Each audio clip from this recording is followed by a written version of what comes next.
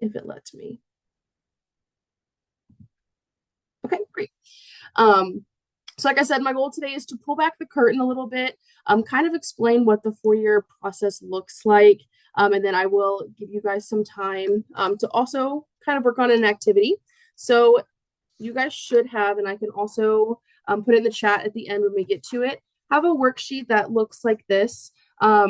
This is a really great tool, and we'll talk about how to use this to look and compare different colleges, and we'll talk about how to even start looking at colleges.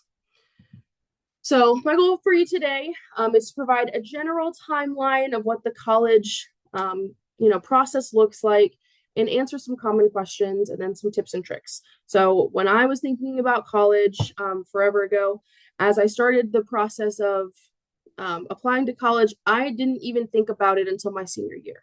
I always joke with students that my degree is in athletic training, and that is not what I'm working in right now, but I loved my time in high school and I loved the major that I did. But at any given time, you guys, students change their major, change their minds. And as students, know that that is okay. And as family members, you are there to be that sounding board and be that supportive person as they navigate the different things while they're in high school as well as in college. So the first thing I want to set the groundwork for is just the different types of college and universities that you guys may see in the process. So we think public institutions a lot of times, George Mason, we are a public institution. And then we have private schools, and I always use our friends right down the road at Marymount University kind of as our private comparison. Realistically, we're both 4-year schools. We are both in the state of Virginia. The biggest difference, though, is kind of just how we're funded. So public schools typically get a lot of their money from federal funding. And then, yes, tuition does go to support that. Private schools typically are going to be funded by tuition dollars.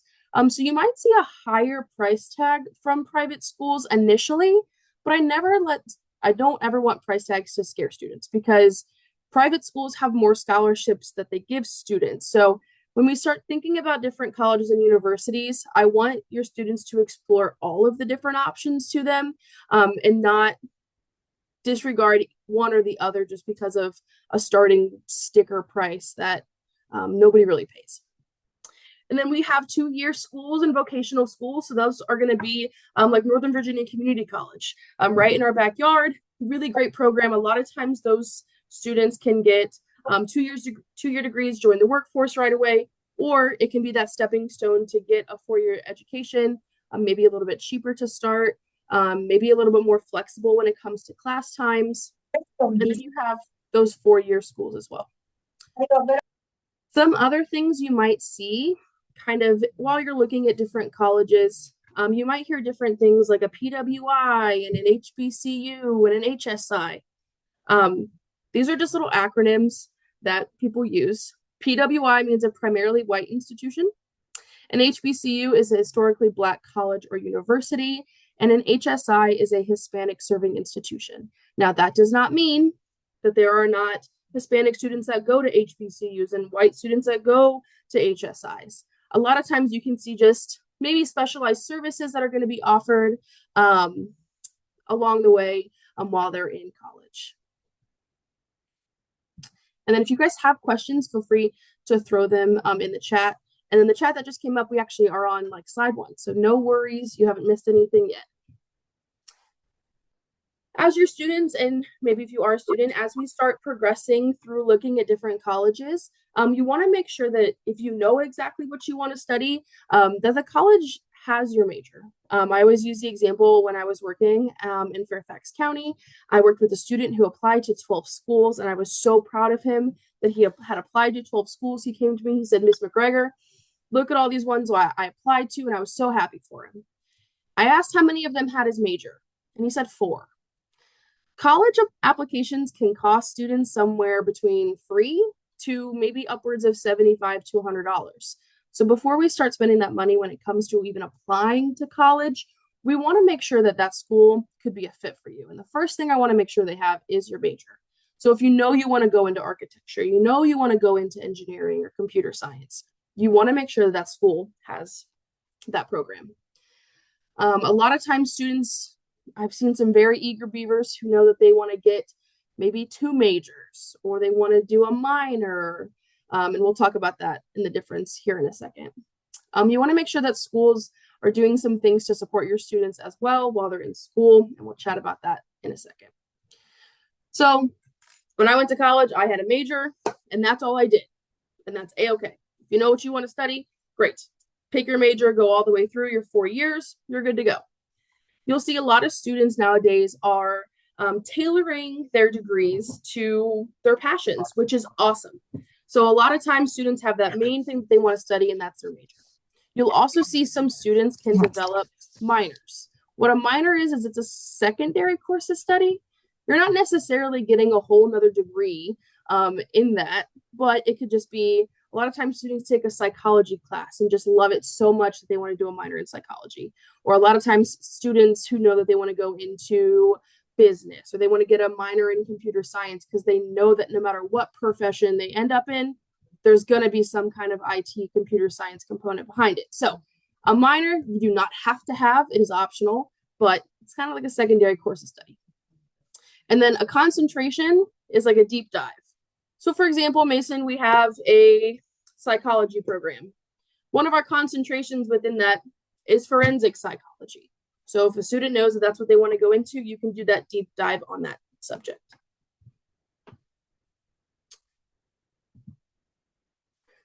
This is a slide that I'm going to spend a good amount of time on because when we start thinking about choosing where to even apply to college, there's a lot of things that go into it.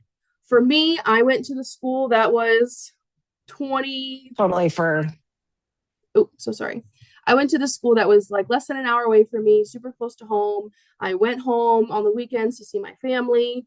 So the location for me was a really big thing. But you want to make sure that as a student and as a parent, this wheel is being satisfied for your student.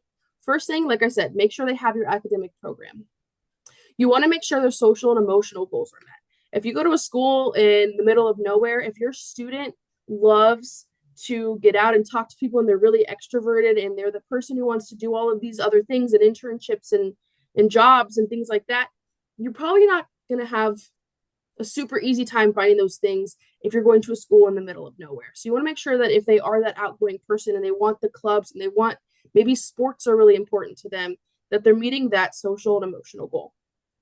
And then lastly, and it's the biggest thing for me, is the financial.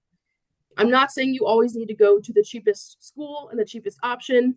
I'm not saying to go to the most expensive one, but you want to weigh the different opportunities that each school has. For some students, it's the dorm life, it's the food that matter the most. So you want to make sure maybe you're paying a little bit more for that better dorm and that better living. So you want to make sure that whole wheel is being met. I'm not saying you have to have 100% in each one, but if you care about the facilities and the graduation rates and admission selectivity, right? Those are not core things that are going to make a school great or not, but that's going to be a thing that some students really do take into account.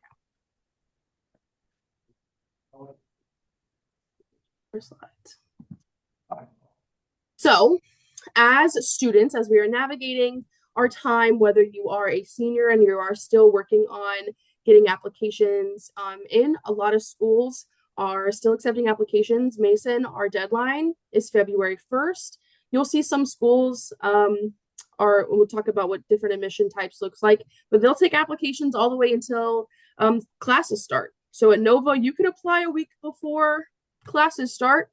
It's going to have a hard time finding classes, but you could totally do that.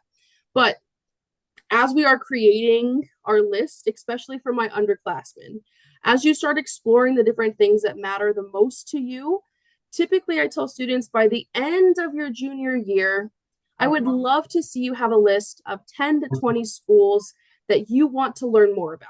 I'm not saying you want to go out and apply to 20 schools. That would be crazy. Your parents are going to have a heart attack. Your school counselor is going to have a heart attack, but definitely you want to visit the different schools. So whether it is your high school is taking a group tour to a different campus, or you can maybe on spring break, go take a road trip. The best thing that came out of the pandemic though, is all of us at the college level, we figured out how to do all this virtually. There's housing tours online, there's info sessions online, and we are in the day and age of technology. So whether you get your information from, I would say, use the university's website, but if you want that student point of view, look it up on TikTok, look it up on YouTube. There's dorm room tours, there's campus tours that students have posted, so you can get a vibe of what that college campus looks like. And I always tell students, don't compare yourselves. The college admissions process can be daunting. It can feel really comparison heavy to where you're trying to compare yourselves to your friends and to your other people at your school, but the best school for you might not be the best school for your best friend. So you want to make sure that, I'm not saying you got to keep it all private, but it's okay that you have a different top ranked school than your best friend. So if I have any 9th and 10th graders on here, as we are progressing, we're talking about applying to college. Realistically, in the fall of your senior year, that's when we're actually working on applications.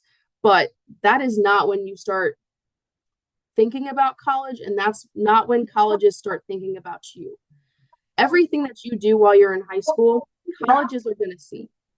So when it comes to your grades and your classes, that all starts right now. So if you are a freshman or a sophomore, I know we are probably finishing out second quarter. Maybe we've started third quarter. You want to make sure that you are actually locking in and finishing. That was to lead on Thursday. Oh, so sorry. Somebody's unmuted. We want to make sure we're finishing all of our grades strong, because that is what not only George Mason, but every college is going to see.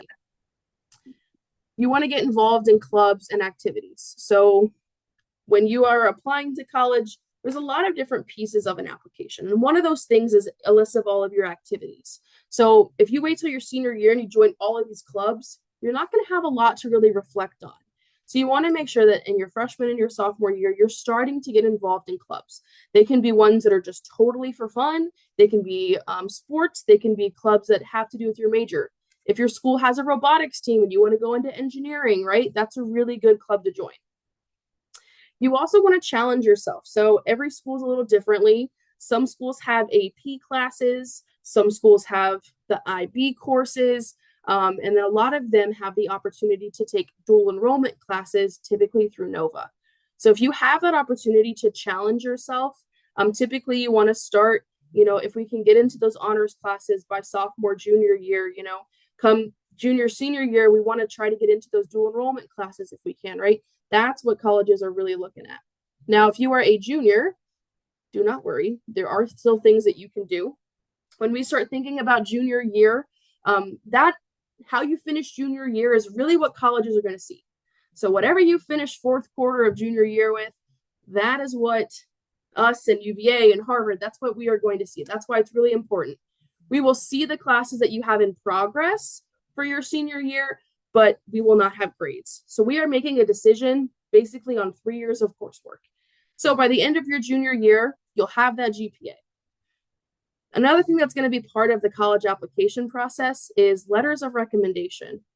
So letters of recommendation is where, hopefully, you have somebody who wants to brag on you and talk about all the good things that you've done. It can be a teacher talking about what you've done in a classroom. It could be your school counselor. But when it comes to this, almost every college wants to see it. I use our friends at Virginia Tech as the opposite. They are one of the only schools in Virginia that do not want to see letters of recommendation. So you want to make sure that when we're picking our recommenders, you're thinking about things about who knows you best. So for a senior year student, you don't want to go ask your senior year English teacher who you've known for 2 weeks while you start school, right? So by the end of your junior year, you want to start thinking about who knows me best. A really good example is if you want to go into business. Did you have an accounting class in junior year? That might be a really good teacher to ask to write you a letter of recommendation. And that doesn't always have to be the best teacher. It doesn't have to be the teacher or the class that you had an A first quarter through fourth quarter in. That letter of recommendation can come from a class where you might have really struggled, maybe first and second quarter, and then that teacher can talk about the tenacity that you had and that how you carried your way all the way to fourth quarter. And maybe you ended up with a B in your class, but you worked your butt off to get that B, right? Those are the people that should be writing your letters of recommendation. And you want to ask them early. Each school has their own kind of how to ask for a letter of recommendation, but you want to make sure that you are asking them way in advance. When I was in the high school setting, typically deadlines are November 1st, and I had 3 kids come ask me on October 31st to write them a letter of recommendation. And I was like, it's due tomorrow. So give them enough time. Another piece of the college application is the college essay. The college essay, in my opinion, is my favorite thing to read. It's my favorite part about the application. When you are submitting everything, your grades are a number or a letter that, we get a GPA, it's a number. If you submit test scores, that's a number, but your college essay is where I get to learn more about you as a person. When we start thinking about your college essays, anybody who's a junior, you can go on right now. You can Google college or the Common App essay prompts. They don't change. They're the same every year. So you can start working on it now if you really want to. But this is a really great way to showcase college level writing to different colleges, but then also let the college learn more about you. I always tell students you don't want to restate something that's already in your application, right? So if you are talking about taking a whole bunch of AP classes, I'm seeing that in your transcript, right? If you're talking about a club or a sport, I'm already seeing that in your activity list. So you want to make sure when you're doing your college essay that the reader is going to learn more about you as a person, and that I hope that I take something new away when I read that. There's only 650 words of a word limit. When I'm working with students, I always tell them you do not have to write all 650 words if you can tell your story in less. But then also, you have 650 words. If you only write 250, colleges notice that as well. So you want to make sure you're telling a complete story, but you don't want to just keep dragging it on just because you have extra words. Okay, any questions in the chat before I start jumping into the actual college application process? Feel free, if you would like to just drop them in here. I can answer them as I go. Okay, so different types of deadlines your student might see. I'm going to jump right here first to this early decision deadline, okay? Early decision is going to be, oh, that's a really good question. I'm going to jump and answer these. To what extent are colleges concerned that essays are AI generated? Really good question, Michelle. When I say, as we are reading essays, we can tell. There are so many like buzzwords that just pop up every time. A, that's the first indication. B, how ChatGPT writes. It always has the little dashes. We can always tell by that. But then also, there's 17-year-olds writing this, right? We know how most 17-year-olds write, even if they are a full IB or a dual enrollment student, right? We have been trained on so many levels of reading applications that we really can tell. There will be some schools, and Mason has not implemented this, but I do know some of my colleagues have, who have kind of like screeners to where they can up the same way that your high school teachers and college professors, they can dump your essay and they can see the percentage of it that is AI generated. So that's a really good one. Yes, Wendy. So there are 7 prompts you can see online. They get to choose any prompt they want. So they only have to write about one, and one of them is quite literally write about anything you want. So realistically, anybody can write about anything that they'd like. As a high school international student, wanting to ask if college recalculates GPA. So coming out of Arlington public schools, we do not recalculate your GPA.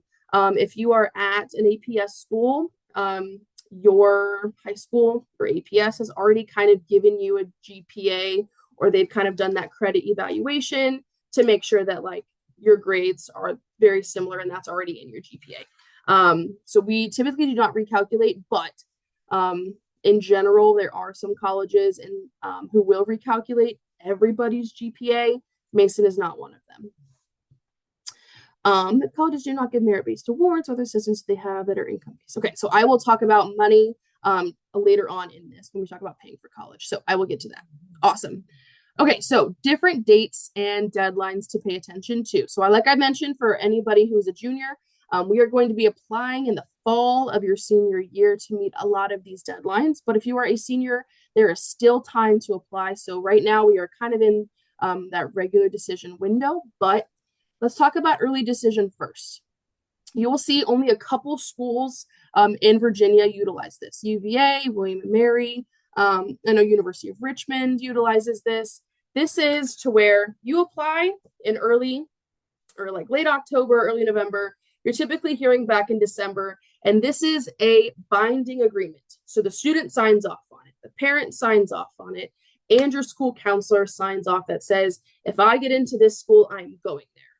So you want to make sure that if you are applying anywhere early decision, it is your dream school, and you're only picking one school to apply to as early decision.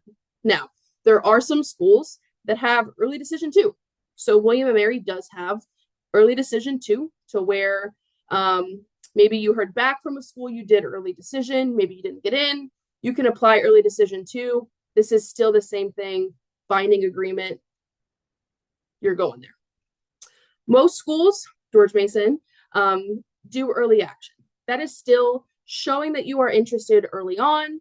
You are still applying in that same timeline of late October, early November, and you're hearing back typically in December and January, February. So for George Mason, we turned our answers back to students December 15th of this year. So before you guys went on winter break, we had decisions out. The benefit of this, of applying early, is you're hearing earlier, and then you also have a whole bunch of time to lead up to that May 1 deadline to kind of tell the colleges where you're going. I understood that it's possible to apply early decision to one public school and one private. Is that not true? No. Early decision, you want to pick one school and one school only. It does not matter if it's public or private. So early decision is binding no matter what. Now, what I recommend is you apply to that one school early decision, and then you submit everything else early action. If for some reason we can't get everything in early, by early November, typically November 1st, we do regular decision. This is still exactly what it sounds like. You're applying in January, February. You're typically hearing back in March and April, and then you have until May 1 to make that decision. So realistically, if you think about I always think about it as like an airplane about to take off, right? If you do early decision, early action, you have a much bigger runway for that plane to take off. If you do regular decision, that's still fine. Your plane can still take off. It's going to take off just fine, but you have less time to kind of shop around and compare. There's also different dates and deadlines for different schools. So for us, if you apply by November 1st, you are automatically considered for merit-based scholarships. So that's kind of with our early action deadline. But you'll see some schools, you have to meet a certain deadline to get access to their scholarships. So you just want to pay attention. We're going to talk about how to apply, and we'll talk about the benefits of using Common App here in a second. Some schools have an honors college deadline if your student is interested in doing that. And then depending on the different majors, right? So for us, we have, a nursing program, we have all of our, arts programs. Sometimes there's an extra audition or portfolio deadline. So just really, as you start looking at that list of schools you're applying to, you want to make sure that depending on your major, you're meeting all of those different deadlines. Whoop, whoop. Running my mouse again. Okay, so how to apply. My biggest recommendation is to use the Common App. The Common App is the one place that you can go and you can apply to up to 20 schools at once. You will see a lot of colleges, we have our own application. If this absolutely wooed you tonight and you said Mason is the only school I'm going to apply to, go ahead and use Mason's application. But the Common App is great because you can apply to up to 20 schools on there. It's one login, it's one password. You do not have to try to remember if you put a question mark or an exclamation point next to anything. Really easy, and it's all in one space. You'll answer a whole bunch of questions that every school is going to ask. We're going to all want to know your name. We're all going to want to know your address. We want to know your phone number. So you just enter that once instead of doing it 20 different times. Then you'll see each college has their own questions. Maybe you'll see what we call supplemental essays. as we go. So I already kind of talked about the different pieces of an application, but the number one most important one is going to be that high school transcript. For most schools, you'll see that your GPA is going to count a whole lot more than test scores. Mason is test optional. We've been test optional since 2007. We're not going back anytime soon, but I always say where the Ivies go, the world goes. So some of the Ivy Leagues have started to require test scores again. So you want to make sure that you take it at least once so you have a score. And there are even some schools that they want to see every test you've ever taken, SAT, ACT, things like that. So you want to make sure that if you are signing up for those tests, that you are prepared to take them, because some schools will want to see every score, but most schools are still hanging out test optional. But as we're getting further and further away from the pandemic, some of them are going back to wanting to see test scores. But for Mason, your high school transcript paints a way better picture of what success can look like in college. So we use your high school transcript. And there's things that we're looking at. So we're looking at, of course, yes, your grades in your classes. That's the most important. But we're also looking at what classes did you take. So I talked about how you want to challenge yourself with honors classes or maybe dual enrollment or those AP or IB, because we are looking at the rigor of your classes. In addition to your high school transcript, I get another piece of paper that says, hi, this is Yorktown High School. Here's all of the different classes that are offered. That is not the same as my friends who go to Wakefield. They're offering different classes. So in addition to your transcript, I also see that as well. That's a good question, Wendy. Do you have an advantage to submit test scores even at a test optional school if you get a decent score? By all means, yes. For us, your SAT score can really only help you. So you can Google any school's kind of average SAT score. So I always tell students, if you're falling above an 1100, go ahead and send that to George Mason. Now, there are schools that I probably wouldn't send an 1100 to. So I would just make sure, just Google the averages and you can see if it's worth sending or not. You also can reach out to the admissions office. So every college is going to have an admissions department. Just ask us, hey, I got a this. Do you think I should submit it or not? And some colleges will tell you yes or no. Some colleges will tell you that's up to you, but it can never hurt to ask. The next thing, like I said, those letters of recommendation and your essay. Now, for our honors college, and you'll see this with different honors colleges or different majors, there might be extra things. So for us, there's an extra little essay, and then I want to see your list of activities and what you're doing outside the classroom as well.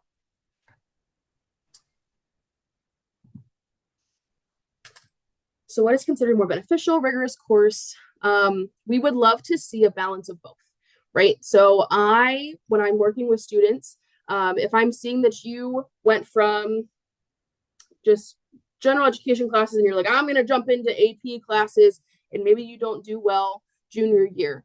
Maybe you are getting C's and D's in those classes. I would rather you take a step back senior year and bounce back with, maybe honors level courses and getting those better grades. But if you can challenge yourself to take those harder courses and excel in them, that's what colleges want to see. At Mason, you do not need to be a full IB student or taking every class as AP or dual enrollment. I just want to see that you are taking advantage of the courses that are offered at your school. Now, like I said, every school is different and they offer different courses. Talking about different selective majors. So these are at Mason, but this is also kind of the three that are selective almost anywhere you go. Engineering and computing is booming everywhere. For us at Mason, I want to see 4 years of math, even though only 3 is needed to graduate in the state of Virginia, right? I want to see 4 years of math, and I want to see a B or better, or you can meet it by SAT scores. There are some schools who, if you want to get into their engineering program, they want to see that you've taken pre-calc or calculus. So that's why sometimes I see a lot of students will utilize that summer term to maybe get ahead when it comes to math. So that's just paying attention to what each college is going to ask for their different programs. For our College of Visual Performing Arts, right, there's a little portfolio or audition piece. And then for nursing, Mason's program is direct entry. So when you apply to Mason, you're applying to the nursing program. And there's 3 extra questions on your application. So you can see that has a deadline on it as well. Each school is going to do different majors differently. That's why utilizing the different colleges' websites. We're really great at like laying it out, but then also reach out to the admissions offices and we will tell you exactly what you need. Okay, different dates and deadlines. So we talked about early action versus early decision versus regular, right? I threw Masons up here, but you'll see a lot of them are going to match this. So November 1st is kind of a really big deadline across the country when it comes to early action. Early action is non-binding, so you can apply to as many schools as you want. Early action, for us, you're automatically considered for merit-based scholarships. That's why we really try to push it. And then regular decision is February 1st for students. So if you are a senior, you can still apply, like I mentioned. And you'll see a lot of schools mimic this as well. You'll see some schools might have early action as early as October 15th was the earliest I saw this year. Applications open August 1st. That does not mean you need to log in and have everything done by August 1st, but the more prep that you can do ahead of time, we're talking about this worksheet, the easier your college application process is going to go. When it comes to paying for college, everybody should fill out your free application for federal student aid. That is the FAFSA. That is going to be if you are a U.S. citizen, have an eligible non-citizen, if you have a permanent resident card, a green card, you're going to do that one. If you are undocumented or you are pending asylum status, that is when we are going to turn to the Virginia Alternative State Aid application. You will do one or the other. You will not do both. These typically open up in October, and for us, priority deadline is March 1st. I threw this up here because I think a lot of times students and parents, we weigh things differently. This was a survey that was done, that this is public universities, but this was the most influential factors for admissions decisions. And for the fall of 2025, we are still, of course, reading apps for fall of 2026, but you can see the number one was the grade point average. So like I said, we utilize how you performed in your 3 years that you've been in high school. That's why it is so important that you are locking in starting freshman, sophomore year. Now, if you know maybe freshman year was rough, we're also looking at what we call trends in your transcript, right? Maybe we started out rocky freshman year. We're looking to see, did you bounce back from freshman year, right? Number two was the strength of your high school curriculum. So that is just you compared to what is offered at your school. Number three, like I said, is your essay. 4 is letters of recommendation. And number 5 is demonstrated interest. Now, if you would have said demonstrated interest to me when I was in high school, I would have no idea what that meant. What demonstrated interest is demonstrated interest, but it is showing a college or university that you are interested in attending there. There's different ways that you can do this. If you go and visit a college campus, right, that's a really great way. But say there's a school in like California that you're interested in, right? You're not going to fly to California for a visit in your freshman year.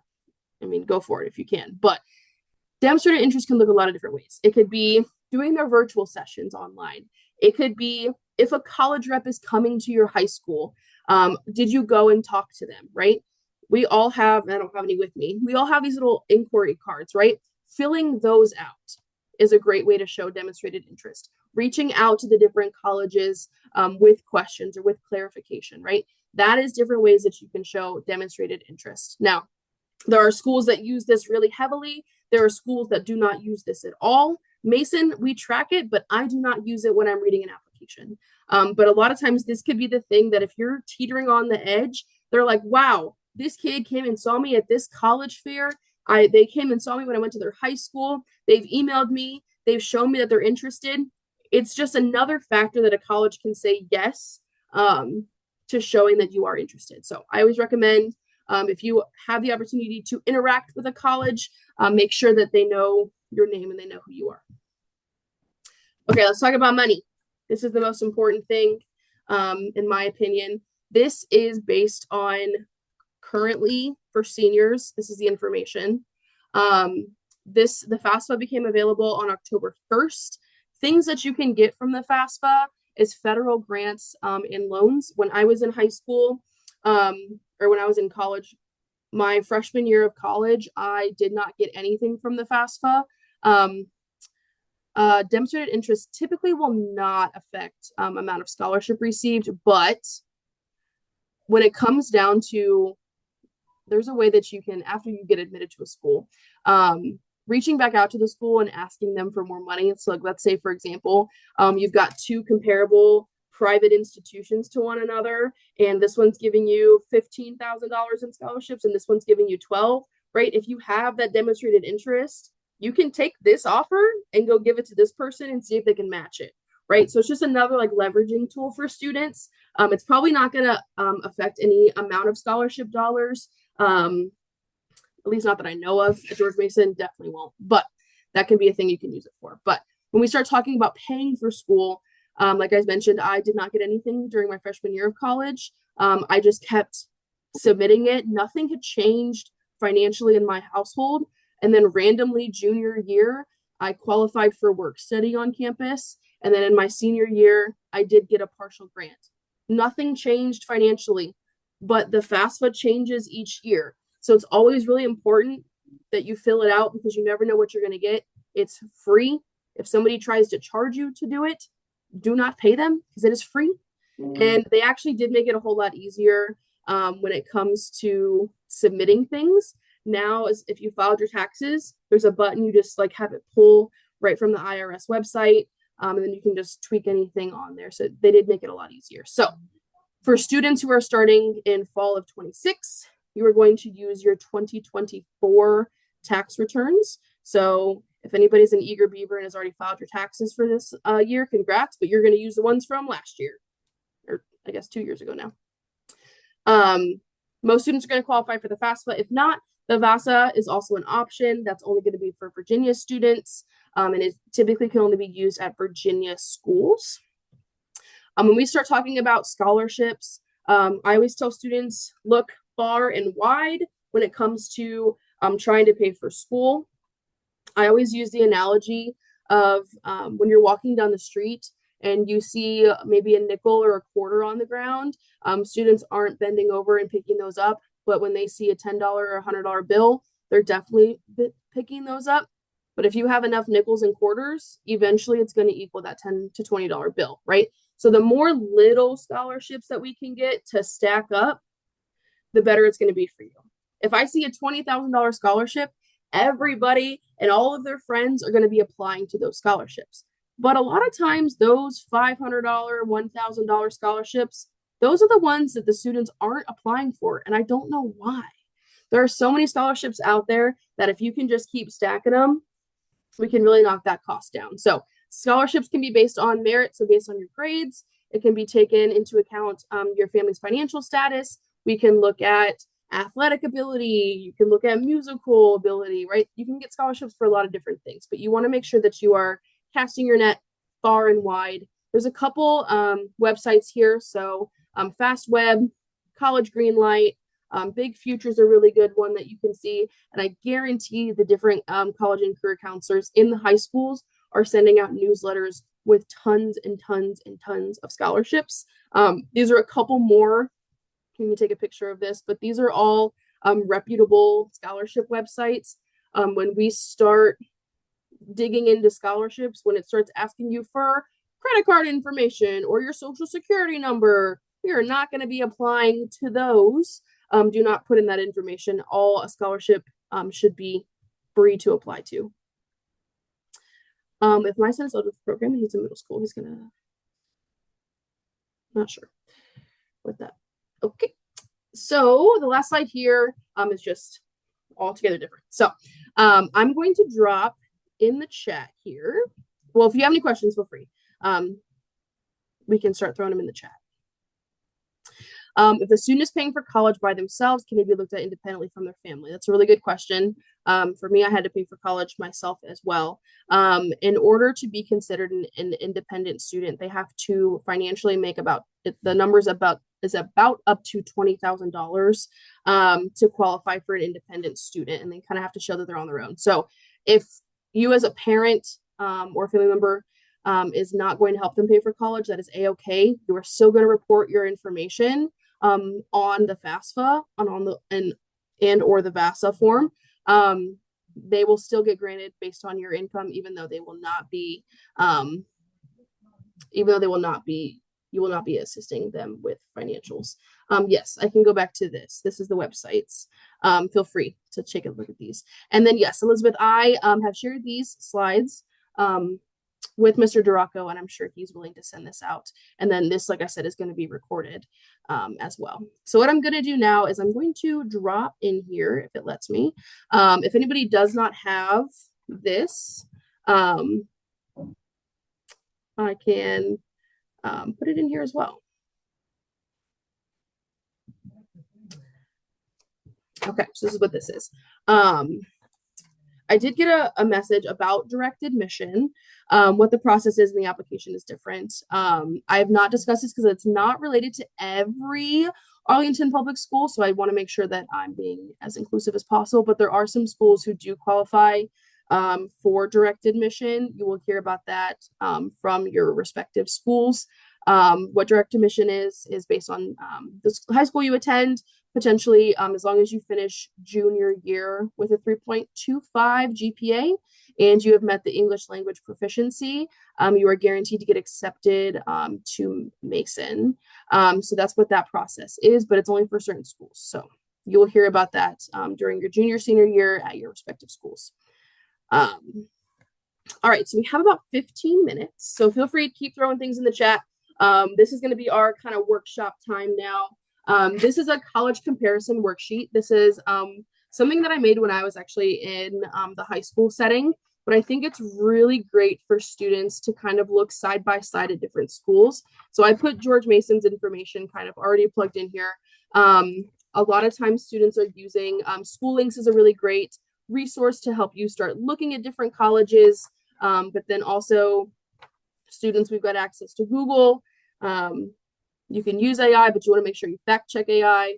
So I was just, you can Google these things as well. But I always tell students, we're going to start here with George Mason. You can see all of our information. And then I want you to write 4 other schools. Now I want you to start looking at colleges that are different than George Mason, right? So George Mason is a 4-year in-state public school, right? So one thing I would love to see is maybe I would use Marymount. We use a private school, University of Richmond, University of Lynchburg, right? Those are going to be private schools still in Virginia. But then you could also look at an out-of-state public school, University of Maryland, right? That's technically out-of-state public school. And then you can start comparing them. So on this worksheet, you can see here the location. So I just put Fairfax, but you can also look up distance from home, right? If location is really important to you, are you a person who wants to be 10 minutes from your family and super close down the road? Or do you want to be 10 hours from them to where they have to catch a flight to come see you back and forth? When we start thinking about costs, though, when it comes to going to college, flights can get expensive. So how often do you want to come home, right? So the location's up here first. Think about the size. I always tell students, especially out here in Virginia, your schools are very large. I'm from Ohio, to where my class size did not compare to some of the schools out here in Northern Virginia. So there are some colleges that have less students than your high school.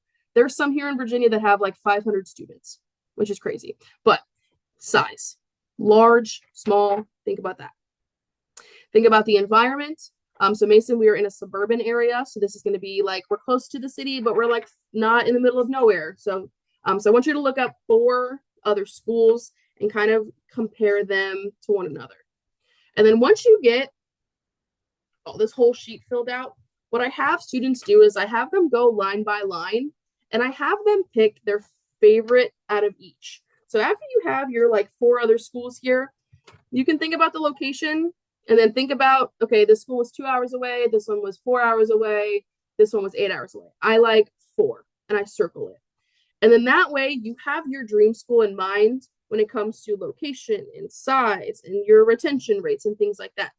And then you can start plugging and playing and trying to find that dream school based on your favorite location and size and things like that. So we have about 15 minutes left. I'm going to shut up now. Feel free, throw it in the chat, and then I will let you guys work on this.